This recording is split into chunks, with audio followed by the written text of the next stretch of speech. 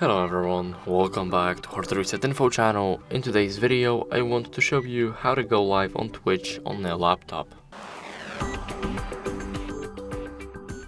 So first, what you guys want to do is download OBS. Now, after you do that, you need to go to dashboard.twitch.tv, and here you need to connect your account with OBS in Broadcasting Applications category. Now here, as you guys can see, after we do that, we can go to Docs.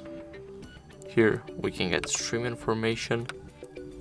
Here we can change the title, notification, and also search for a category.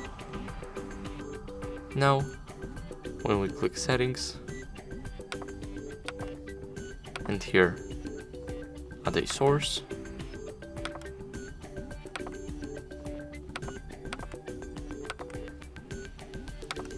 now we can press start streaming, and as you guys can see, now we are live on Twitch.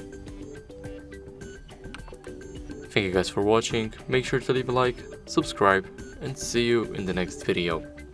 Bye.